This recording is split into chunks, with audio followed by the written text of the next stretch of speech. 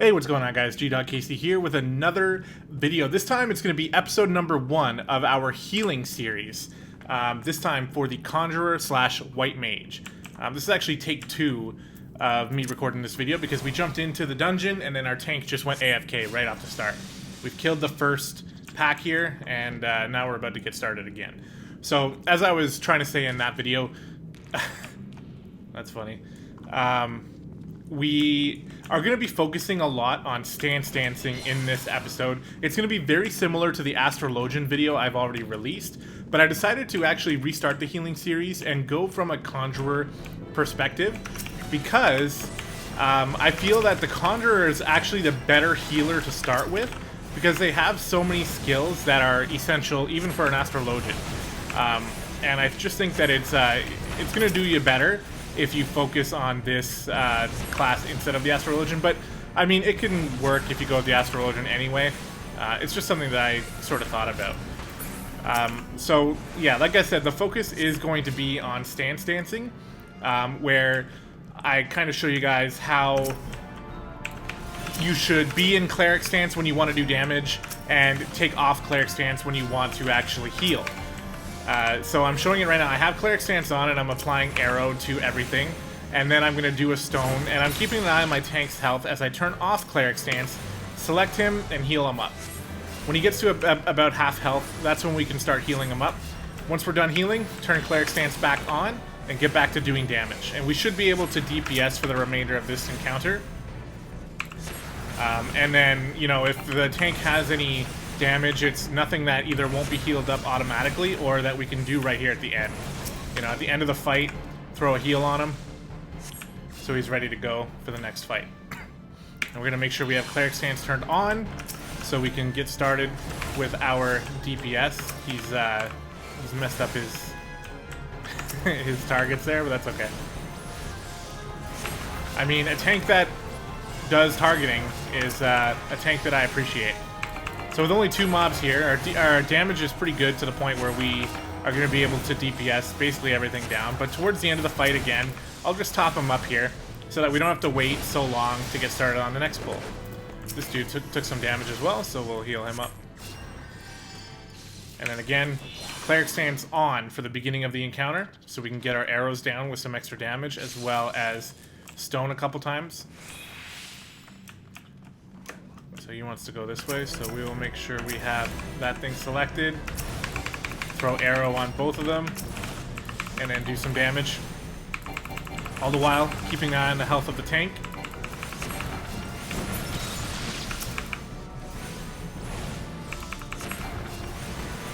Get 2 stones out, turn off cleric stance, and then get to curing. In case you're interested in my hotbar setup, you know, this isn't going to work for everybody, but it works for me.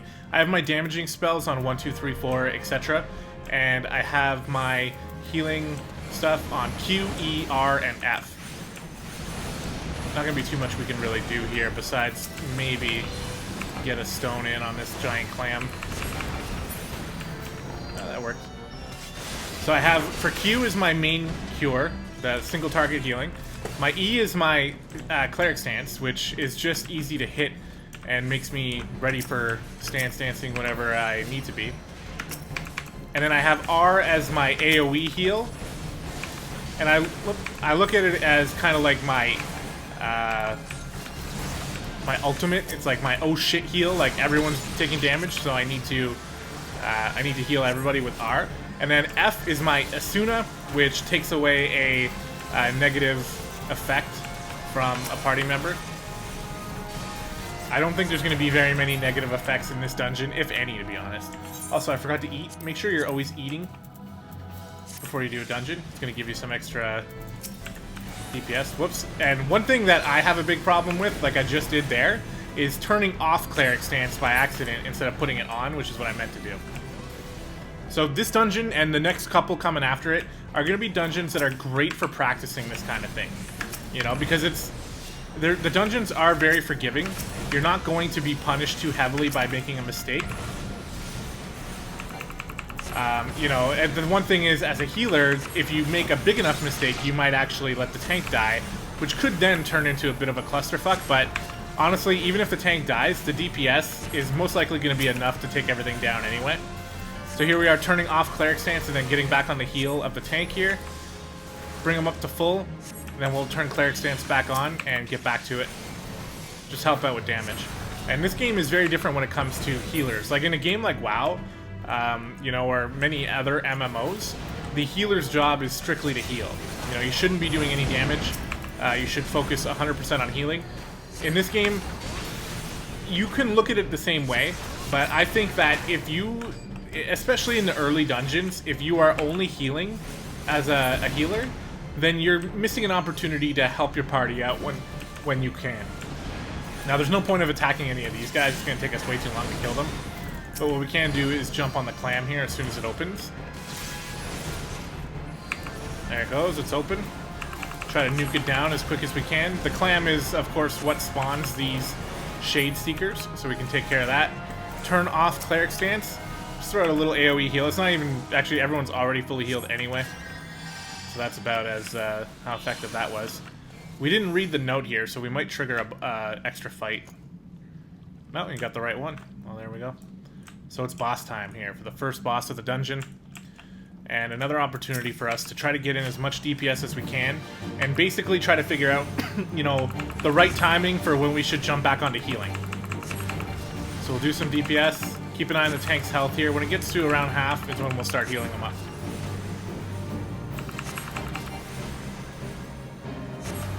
There we go, so we'll start healing them up now. Take off Cleric Stance and get to healing. There's also somebody who is paralyzed here, so we can actually quickly take off that paralysis and then get back to doing damage here to finish off the boss. Very simple first boss. And there you have it. Nothing too difficult here. And this whole dungeon is going to be pretty simple as well. I'm trying to look and see what kind of things that this specific character has. But really, it's only thing you really got to worry about is protect at the beginning of the fight. Know how to use your cleric stance, and pay attention to what you're doing, and pay attention to your tank's health. Sometimes he'll pull a little bit more than you're used to, and the health will go down a bit faster. So you know, it is your job to make up for that. And to note on what I was saying before, you know, how I mentioned, like, if you're not DPSing as a healer, then you're just missing out on an extra opportunity to help your team. But a very important thing to consider is if you're too busy DPSing and your tank dies because of it, everyone's going to hate you. So, you know, you need to... There's a fine line. And I'm not going to lie, there's actually a video on my channel, one of the Astrologian videos, I think, where I let the tank die because I was doing a little bit too much DPS.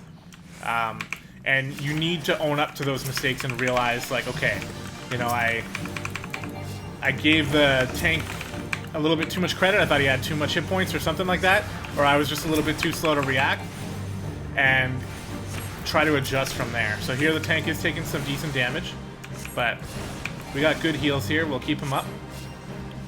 I'll do one more just to top him off, and then we'll put Cleric Stance back on, and we'll just start burning down Captain Madison here, who won't survive for too long.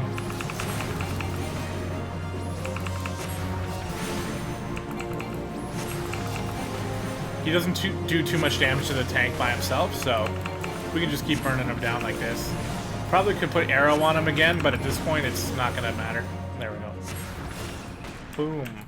Alright. We do not need this spear.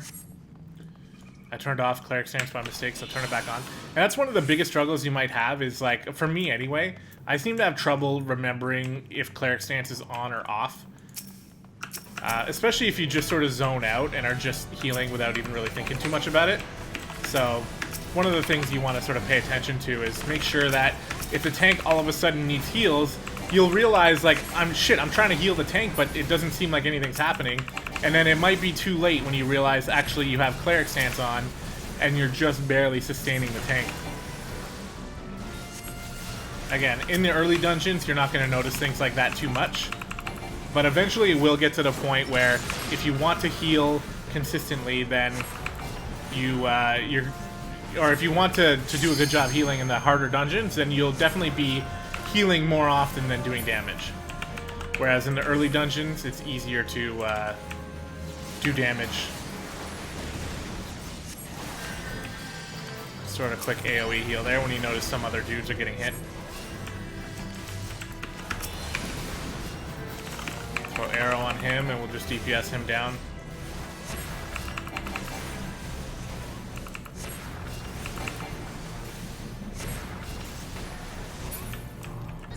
There we go. You'll notice too, like, in the early dungeons, you can probably get away with healing while cleric stance is on, because the enemy mobs just don't do that much damage.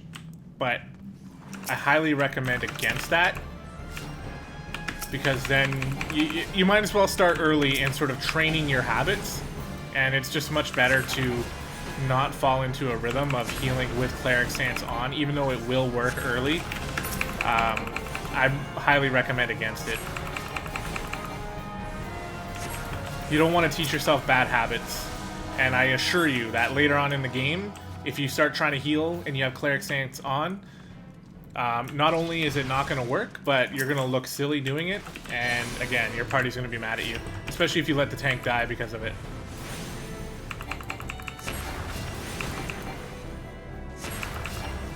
This dude does a little bit more damage. The tank will easily be able to survive it though. So there we go. And then we'll just turn off cleric stance, and as the fight ends, just top him up a bit. Boom, full health. We'll make sure we put cleric stance back on.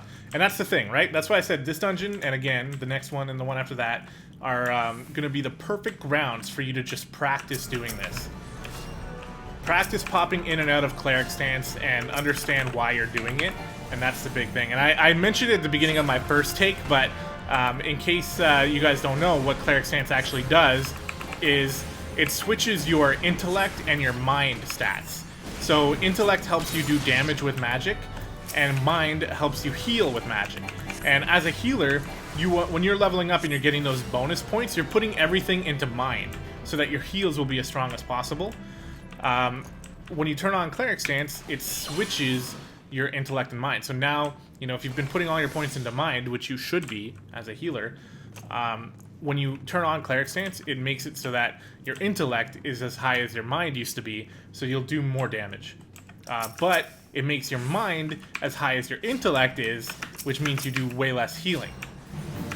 So, you know, basically, when you're in DPS mode, turn on cleric stance. When you are in healing mode, turn off cleric stance, and it's about as simple as that. We might be able to burn this guy down before we jump on healing the tank. He is taking some damage. If he gets below like 300, then definitely, but he's doing okay. He even has convalescence turned on, so we'll let him take advantage of that. Give him a couple heals. Convalescence is an ability that makes it so healing is more effective. I think by 20%. So if the healing is 20% more effective, then it means you spend less time on healing him and more time on DPSing. Or doing other things that you might need to do. Alright. Just throwing arrow on everything. Just to let some damage tick away. And for now, because there's so many enemies, we'll focus on healing the tank here. Get him up to full, and then turn cleric stance back on, and get to just stoning these dudes to death.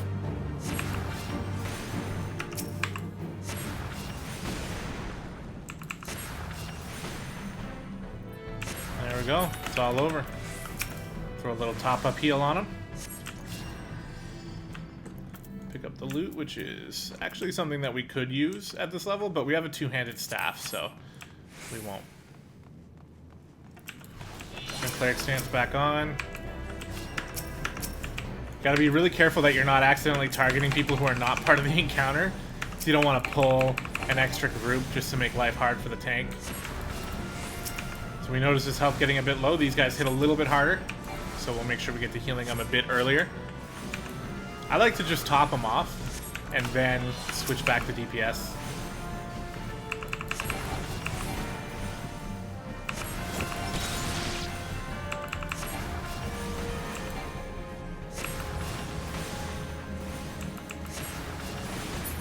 go. This might pull aggro onto me. Yeah, so what I just did there was a mistake. I healed as he was pulling, and that means that all the enemies who were part of the fight, before our tank was even able to aggro them, I did a heal, which generates a lot of enmity or a lot of threat, and forces the enemies to attack me. So one of the most basic things, and a lot of people are okay with this, but I have seen some. Whoop. See, I was DPSing there without cleric stance on, so I was basically just wasting my time. But I have seen a lot of healers, when they draw threat, run away. Like they'll have someone attacking them and they'll just run away. And they might run in circles like this. They might run somewhere. But that's the wrong thing to do. If you get aggro on you as a healer, go stand beside the tank. That's all you gotta do. Just stand right beside the tank and let him take the threat back. If you run away, you're just making it more difficult for the tank to get the threat back, and it's gonna take more time and it's gonna be annoying for the tank. So it's much better if you just... a lot of healing classes will have an ability that lessens threat. Like the Astrologian has one that helps you increase your mana regen, and it helps you shrug off threat that you may have generated with other enemies. So, you know, if you pull someone, you pop that ability and you go stand by the tank and you're fine. I'm doing DPS without cleric stance on again. Probably because I'm just sort of talking about a number of different things, but we are already at the final boss here, so, you know, it's gone pretty quick. There's not a lot of complication to it, but I'm trying to make these guides very thorough, and I just called it a guide. Keep in mind that a lot of people might look at this as a guide, and if you can learn something from it, then by all means, I'm glad, but this is not really a guide. It's more about me just sort of playing through the game while, you know, going through the dungeons, and if you happen to learn something, then great. So, are we ignoring this? Yeah, okay. So this mechanic actually can't... Oh, we're not. Alright. So it can be ignored.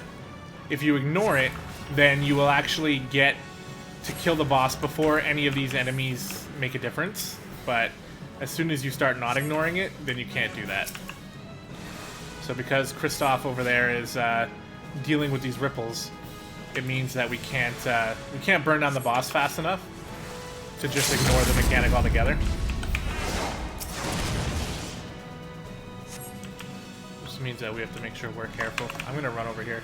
Oh, she's already doing it. Okay. Well, I mean, at this point, the boss is already almost dead.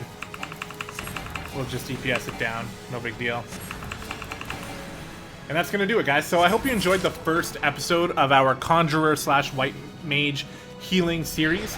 Like I said, I did already previously start one with the Astrologian, but I think that, looking back, I should have started with the White Mage. Funnily enough, this character, and actually me in general, I have never even been a White Mage before, but my wife has, and you know, I have general experience with healing, and I'm confident that we'll be able to get through it. But I'm actually very close to being able to achieve White Mage status, and we'll continue with that. So for this series, it's going to be a little bit more of, like I said, me just playing through it and figuring it out as we go along, as opposed to me, you know, from a teaching perspective, showing you guys what to do. Early on, it's very simple, so yeah, it is a little bit more showing you guys what to do, but eventually it'll get to that point where, oh, I've actually never got this ability before. I'm going to see what I need to do to get it working, and, you know, what's the most efficient way to use it, and things like that. So that's where this series is going to go in the future, but there's about 8 to 10 dungeons that I've done 100 times that we're going to be going through, so, you know, you'll get some experienced wisdom from me from time to time, and then it'll go into more of like, oh, this is going to be a fun dungeon to try out for a video. So yeah, so again, I hope you guys enjoyed it. I'm excited to be bringing Final Fantasy XIV content back to the channel. It's been doing well, getting a lot of views, so I appreciate that, and I will see you next time.